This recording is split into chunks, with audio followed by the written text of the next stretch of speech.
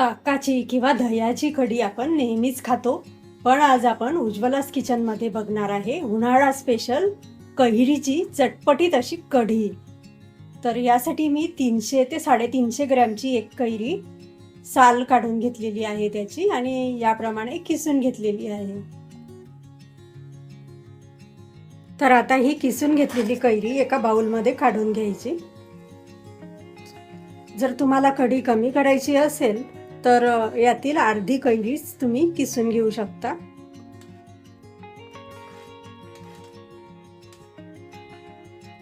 तर आता या किसून घेतलेल्या कैरीमध्ये 2 ग्लास पाणी घालायचे.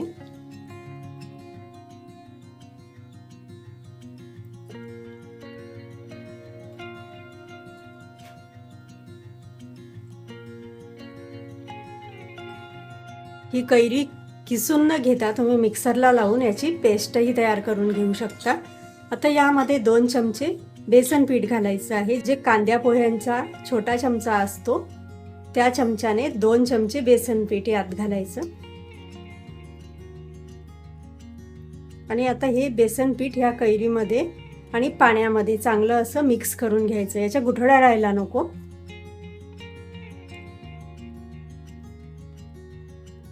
याचं संपूर्ण गुठळ्या सोडवून घ्यायच्या आणि याचं बॅटर तयार करून घ्यायचंय कढीसाठी. हे बघा, अशा गुठळ्या सगळ्या यामध्ये विरघळून जातात. तर आता हे साईडला ठेवायचं. या कढीसाठी मसाला तयार करून घेऊ. तर मसाला तयार करण्यासाठी 2 ते 3 हिरव्या मिरच्या तुकडे करून घेते. मी आवडीनुसार मिरची यामध्ये टाका. 3 मिरच्या मी यासाठी घेते आहे.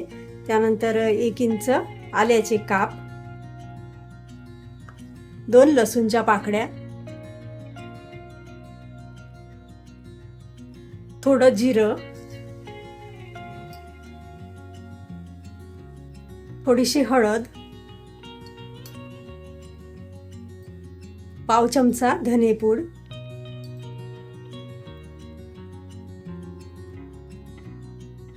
पाव चमच्यापेक्षा थोडा कमी गरम मसाला,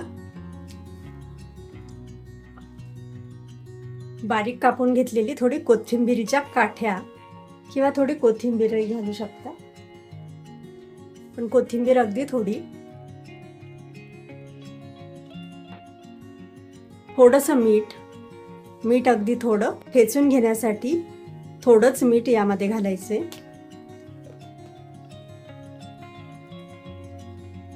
आणि आता हा मसाला ठेचून घ्यायचा. ही मिरची आलं लसूण चांगलं बारीक असं ठेचलं गेलं पाहिजे, वाटलं गेलं पाहिजे.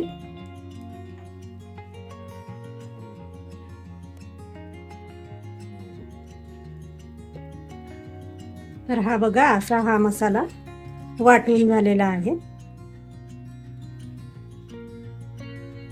मसाला ठेचून झाला किंवा वाटून झाला की 1.5 चमचा तेल गरम करून घ्यायचं.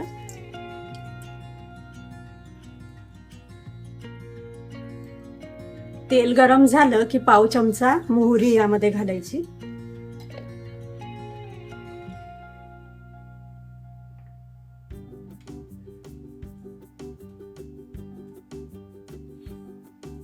यानंतर थोडे मेथी दाणे,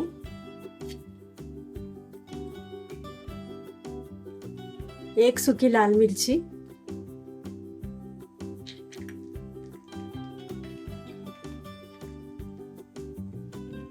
थोडा हिंग,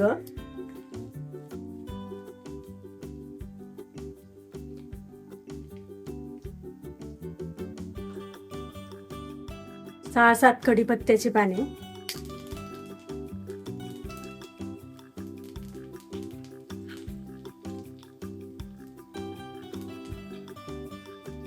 परतवून घ्यायचं.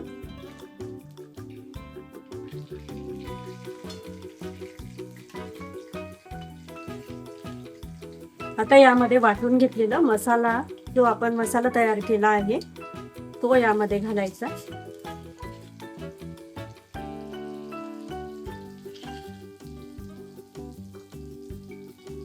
चांगला असा तेलावर परतवून घ्यायचा.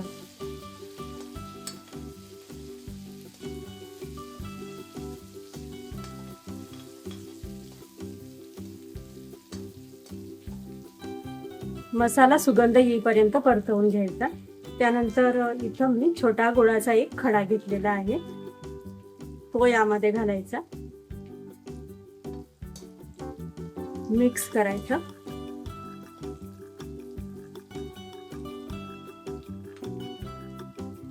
आणि यानंतर तयार करून घेतलेलं आपण जे कैरी, बेसन पीठ आणि पाणी मिश्रण तयार केलेलं आहे, हे या फोडणीमध्ये घालायचे.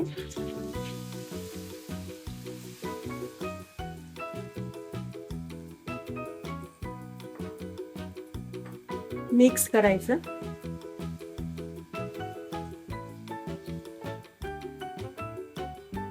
आपण हे मिश्रण तयार करताना यामध्ये 2 ग्लास पाणी घातलेलं आहे, तर आता यामध्ये तुम्ही अर्धा ग्लास पाणी ऍड करू शकता.